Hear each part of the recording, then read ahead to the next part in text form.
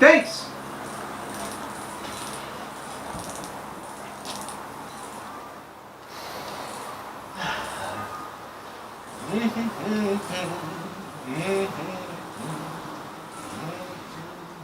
KJ. Yes? Are you freaking out? What? No. You have to tell me if you start feeling weird again, man. No way. You know what Sandy Jano would say you're doing? What? Projecting, man. You're projecting. Ugh.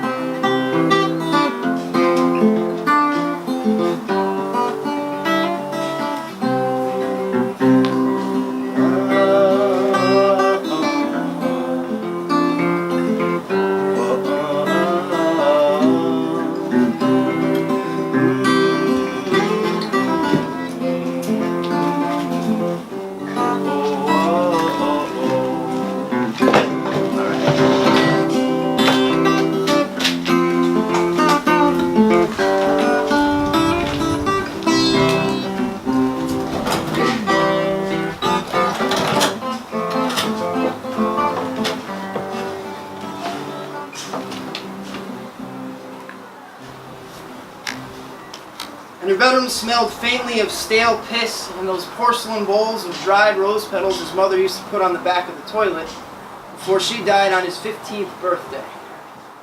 Candace walked over to the window, took a long white plastic rod between her fingers, and twisted it. Sunlight flooded the dusty little room. "What?" she said, grinning at him. "I got nothing to be ashamed of." He noticed for the first time that her front tooth was chipped, just a little. The right one. Something about that tooth stirred him, made his gut ache. She had the reddest hair he'd ever seen. It was a dangerous red. It told you to stop, and it told you to go, at the same time. She turned around and faced him while she squinted in the sunlight. She stared at him for a while, her eyes moving up and down his face. Then she slowly started rolling her t-shirt up. Her stomach was round and soft, so pale it was almost translucent, with a cluster of tiny hairs below the belly button. He surprised himself in that moment by wishing for Allison, for her skinny, childish body, her watery brown eyes, and the way she would sleep with her head pressed so hard against his chest that he'd wake up with bruises in the morning. But here was Candace, right in front of him, ample and ready with her flaming torch hair and her ironic smile. She pulled the t-shirt up all the way over her head and revealed two large, pendulous white breasts. Her nipples were big and pink and undefined, like they'd been painted on with watercolors. "Do you like me?" she asked. "Do you like the way I look?" "I do," he said. "I do." And he moved Holy towards shit, man! Your novel is turning me on! I mean, it's amazing. It's great literature. It's just giving me a tiny bit of a boner. Please, continue. "I do," he said. "I do." And he grasped her hair with his hand, pulling her head back so her mouth was... One thing. I'm sorry. Can I say one thing? Yes. The thing about the 15th birthday, I feel like maybe it's too much of a coincidence that his mom died on his 15th birthday. I feel like I'm supposed to be like, whoa, or something. My mom died on my 15th birthday. She did? Yes. You knew that. No. I mean, I knew that you were 15, man. I didn't know that it was on your birthday. It was on my birthday. Jesus. Oh my God. That's horrible. Wow. Never mind.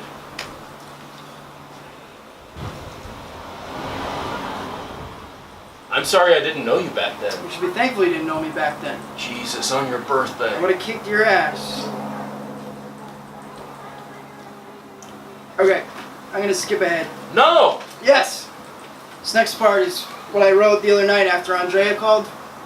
By the way, she's left me like 5 messages since then, and I haven't returned any of them. Okay. He was seeing America for the first time. In a way, he'd been thinking about this drive since he was a kid. This drive across America. What did Arizona look like, he used to wonder. Utah, Wyoming, Oklahoma, Illinois. He'd imagined somehow that each state had a different set of plants and animals, different color blue in the sky. But as he drove, as his little Hudson Hornet cranked and moaned across the long, flat highways, he flashed by farm after farm, cornfield after cornfield, desolate truck stop after desolate truck stop, with the red flashing lights and the toothless man behind the counter, and the occasional lonely woman with crinkled eyes desperately trying to catch his attention.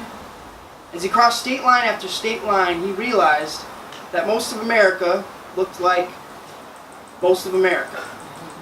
It was beautiful. Sure, it moved him, but it repeated itself.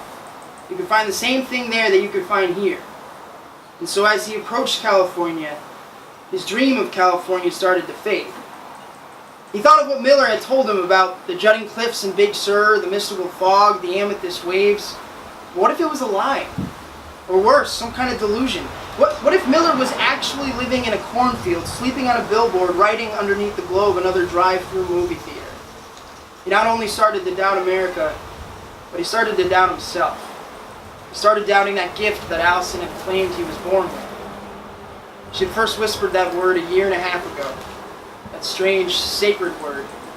She had whispered it into his ear one morning, and it had sent thrill and terror down his spine. Genius. She breathed the word out like a sigh, tickling his hair.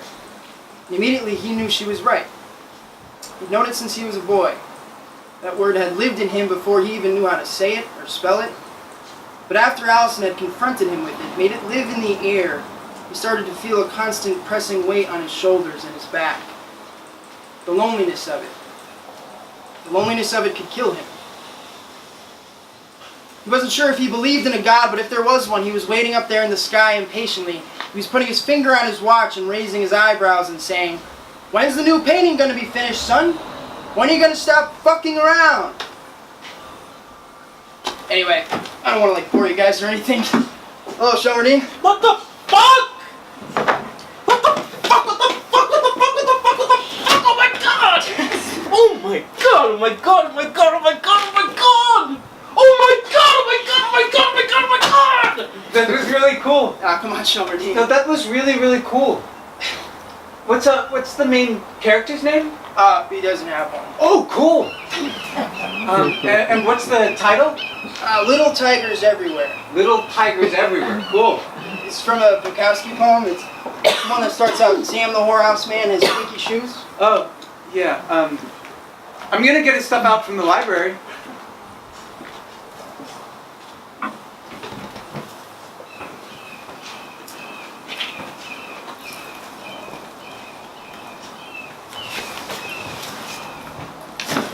Yes!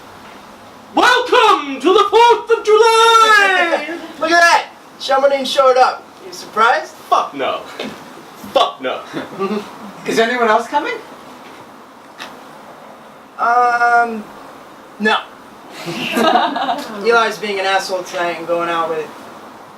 No. What's Noah doing? Being an asshole? I brought some stuff. I don't know. My mom baked like 3 batches of brownies yesterday for some reason. And this was the only thing I could steal. We don't really have like a liquor cabinet, so peppermint schnapps. Ooh, peppermint! I'll take that. Oh, come on, are you serious? Yes. It's the 4th of fucking July. I can drink some peppermint schnapps. No, you can't. Oh, I'm sorry. I thought you guys were gonna. I thought you guys were gonna drink. Are you kidding me? Jesus, this is unbelievable. You're treating me like a child. Fuck! This is so fucking pointless. I could just march over to the liquor store and buy whatever the fuck I want. I'm 30 fucking years old. Do it. I'll just go home. You wouldn't fucking know! Yes, I would, my friend. Yes, I would. Last time KJ started to drink, he went off his meds and started doing this to random people on the street. Don't do it, you asshole! Zoop, zoop, zoop, zoop. Fuck you. What else you got, Shorty? It's kind of dumb, but sparklers, they're like really old. They're from 2 years ago. But Sparklers! I'm sorry, that sounded like I was imitating a Jewish person. Sparklers! I have no problems with Jews, though. okay. KJ might be like 1/8 Jewish, right, KJ? Or is that just a Sandy Jano theory? Sandy Jano is KJ's fantastic mother with whom he still lives. She's a little, how shall we say it, new agey? She's into the new age. She like became obsessed with tracing their ancestry back and proving they were Jewish or something. Didn't really work out though, did it, KJ? They're like Lutherans. I'm 1/16 Cherokee. No way. And KJ here has dreams that he's black. Tell him about the dream. Like 2 months ago, he had this dream that he was black. He comes to me and tells me, and I'm like, wait a minute, how'd you know in the dream that you were black? Did you like look in a mirror or something? He's like, no, I was just hanging out with a bunch of black people and we're all having a good time together and laughing and I felt really accepted. And they all really liked me. And then I realized that I was black. That I was one of them. And I was really happy. And he was really happy. That's kind of weird.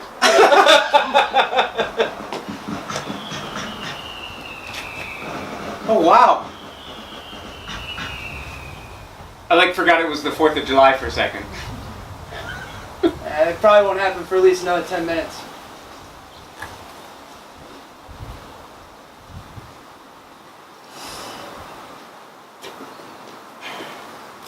Music! Already? Frogman! Let me eat a brownie first.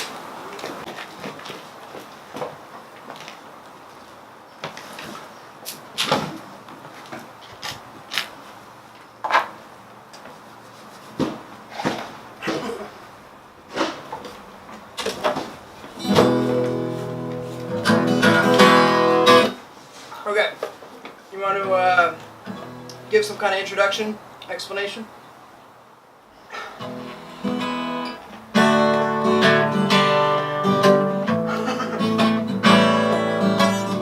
This is a very old song. Actually, our oldest song.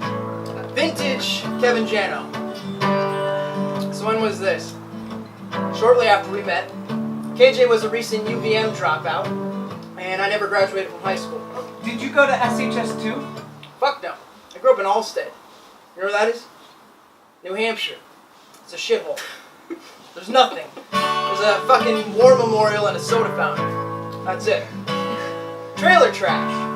I am a living piece of trailer trash. Anyway, moving on. KJ's a college dropout. I'm a street urchin. And we meet in Vermont, in this town. 2 weeks later, KJ comes to me. He writes this song, and he says, "You make up the music. You make up the chords." You want to sing this one alone? Frogmen sing together!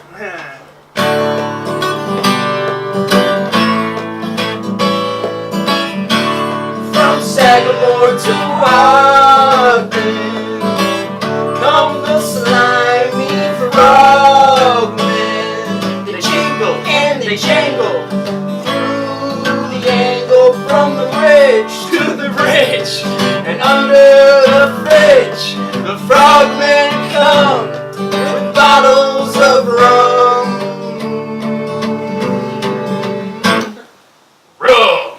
Macho, the macho, through the first shindig where the fat lady ate. All of the ring-dings and the young ones ate like rabbits.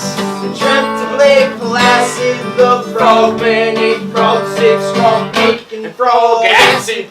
From under the landing came Butch and his bandmates. They played multiple sets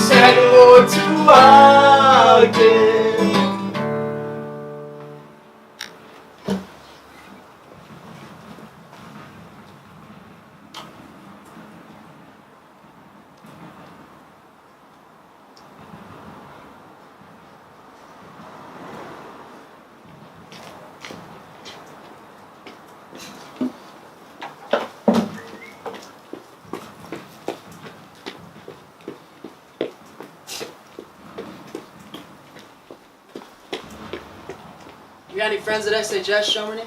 No. I need a sparkler!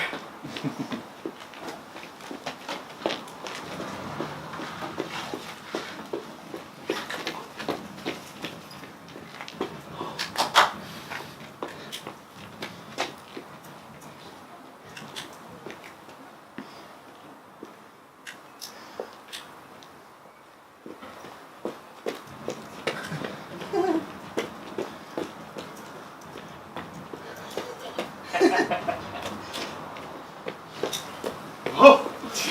Ah. Ah.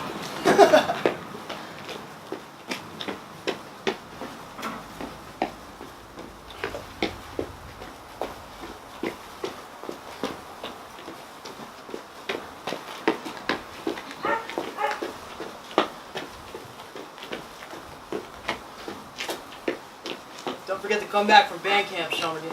It's not technically band camp. Oh, it's gonna go out! It's gonna go out! Oh, not yet. Not yet. Oh, it's going out! It's going out! It's going out!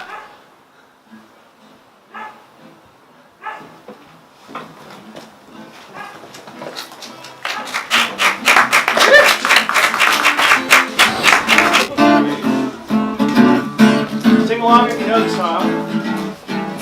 Please.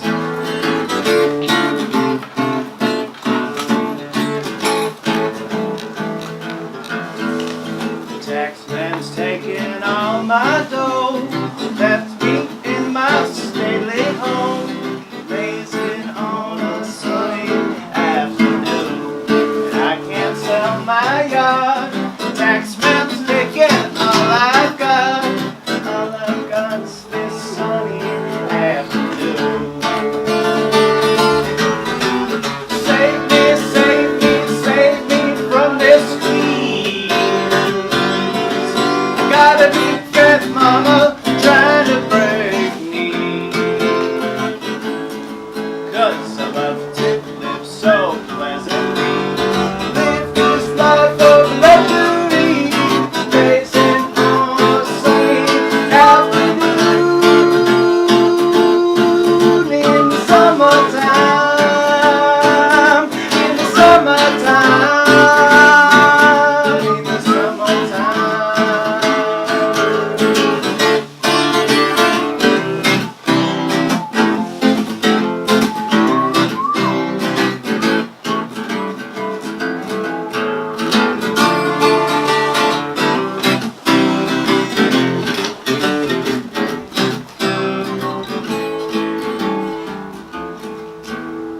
Girlfriends run off with my car, gone off to Vermont and Paul, telling tales of drunkenness and cruelty. And I'm still sitting here, sipping on my ice cold beer.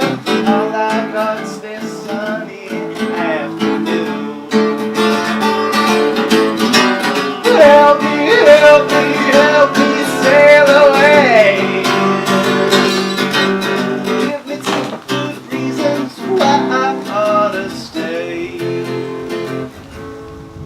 'Cause I love to live so pleasantly. Live this life of luxury, blazing on a sunny afternoon in the summertime. In the summertime. In the summertime.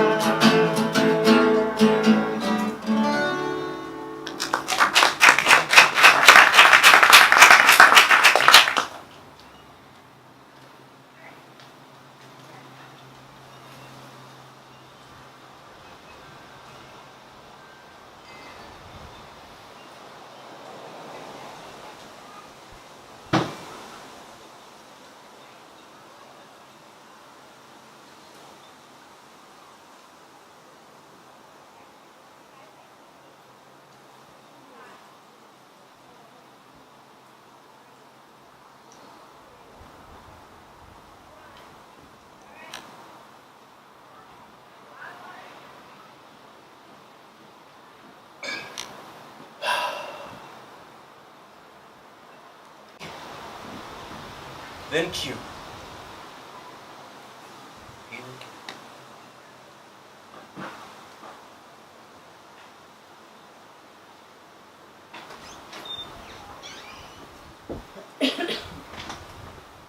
Hey! Hey!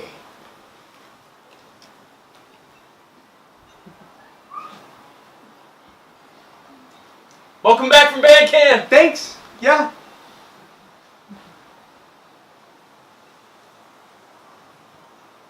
Did you have a good time? Yeah, actually, yeah, I did. It was, I don't know, it was cool. The little kids are cute or whatever, and I like, yeah, the other CITs were cool.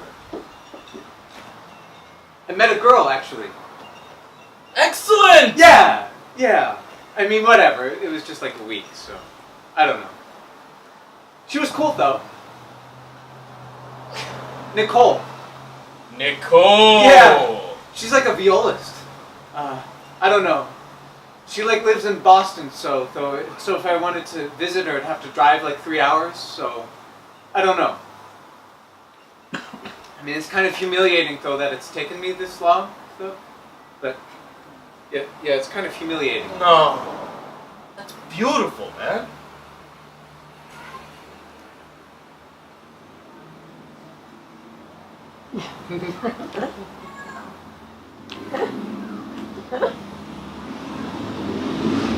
Did you finger her pussy? Oh! Sorry! Was that inappropriate? No. I mean, yeah. I did. Yeah. Great! But 17 is kind of like pathetic, though, right? I mean, for it to be happening for the first time? There are no rules, man. Yeah. Well, when was your first, whatever, kiss or, Let's see. My first kiss, I was like 14. It was with this 16-year-old chick at an Allman Brothers show. And I was totally tweaked out just to like kiss her, right? But then she tried to give me a blowjob inside a porta potty, and like my little hairless dick like didn't respond, and I was totally humiliated. Oh, man. And then in high school, I dated this younger girl. She was like a freshman and I was a senior. And I think I kind of fucked with her head. We had sex, and like, looking back at it, I'm not sure that she was totally ready, you know? Then I fucking cheated on her with this girl at a chess championship. And we had like mind-blowing sex. Me and the chess girl. Then I made the mistake of coming back home and like telling her or whatever to like get it off my chest. And as soon as I told her, she crumpled in this little like heap on the ground. And she cried and cried, but she stayed with me. And then I broke up with her anyway right before I went off to UVM. So, yeah. Wow. Bleak, man. It was bleak. When was your first, like, serious girlfriend? At UVM? Well, sophomore year I fucked this girl in my interdisciplinary seminar, but then I dropped out at the beginning of my junior year. Yeah. I don't know. I'm not really into, like, I don't know, serious shit or whatever.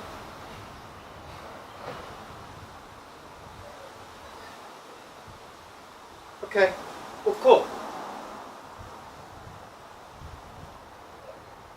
I should head back inside. I'm working the 3 to 10. Awesome. Well, maybe I'll see you guys tomorrow. You want to hear a song? Sure. Yeah. I mean, but I should really head back inside. Drawing on the strength of the community, a period of spiritual activity. Ango, a Japanese word, that literally means a peaceful dwelling,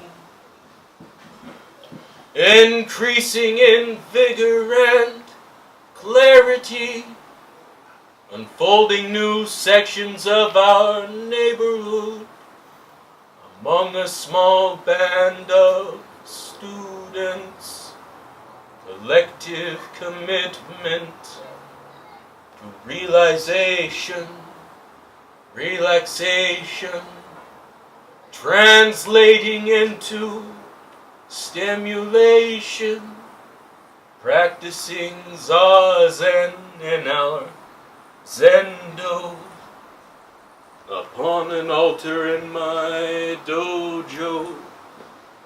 I am a sensei, I am a sensei.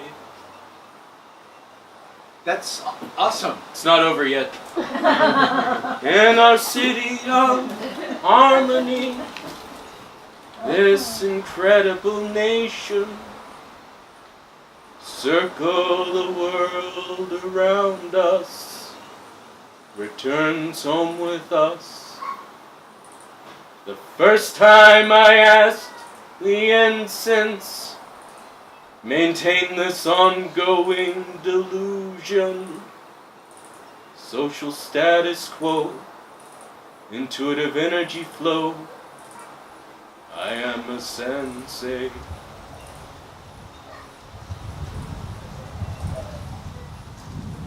Cool. Thanks. Are you like a Buddhist? You could say that. You could say that. I'll see you later, KJ.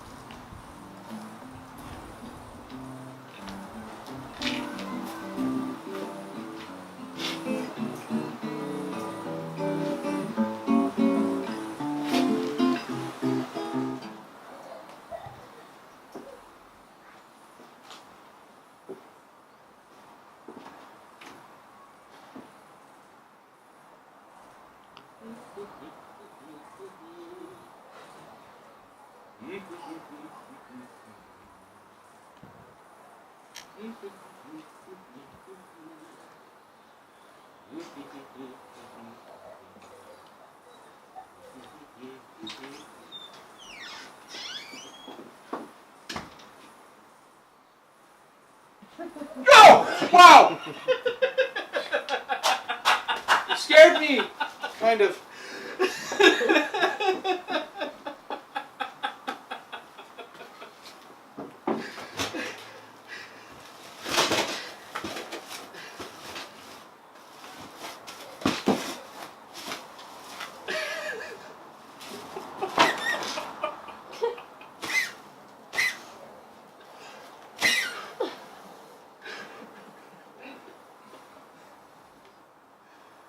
I have a 5-minute break. Yay! Where's Jasper? He's sick. Oh man, that sucks. Yeah. Does he have like a cold? or- Yep.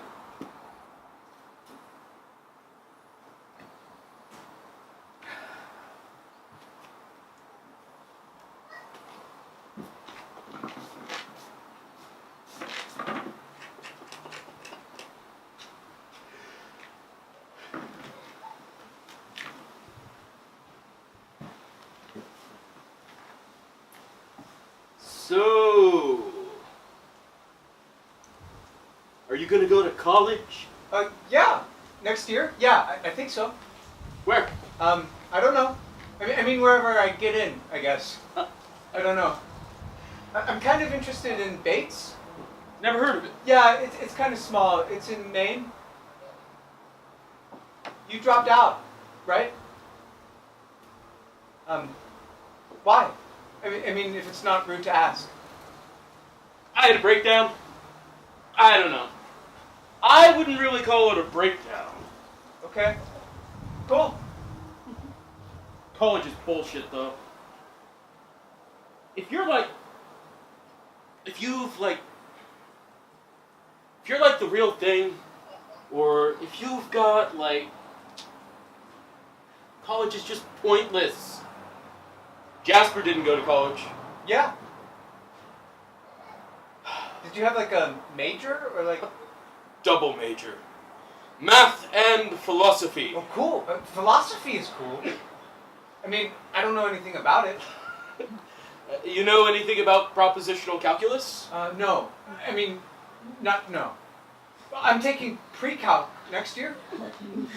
Propositional calculus is different from regular calculus, my little friend. It's, logic. I was going to write my thesis on it. You would have loved it. Well, what was it? What is it? Like, You know about truth tables? No? Okay, it's like if P, then Q, then, truth. Or it's like if P, then not Q, or P and Q, or P or Q. But when it gets interesting is when you try to figure out what can be a P and Q in the first place. Okay. So let's say P is I'm a wizard, and Q is the wizard is yellow. Then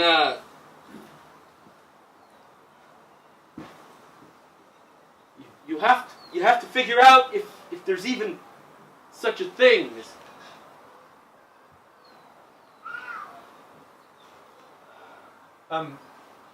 or sad, right? You're feeling sad.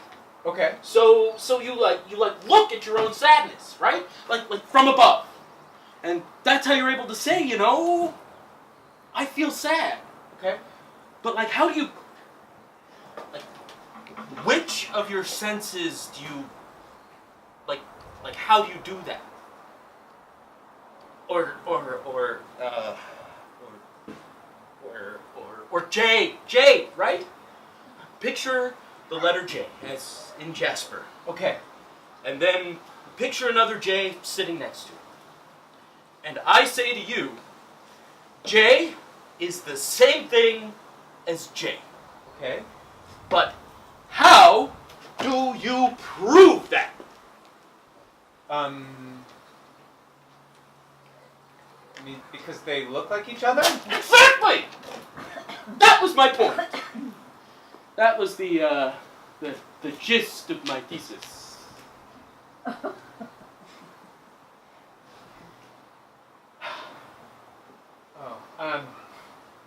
have to head back inside.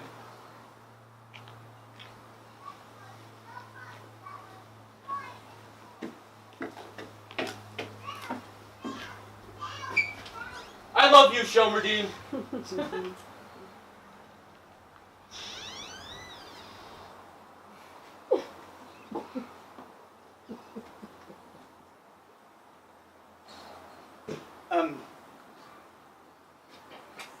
I love you too.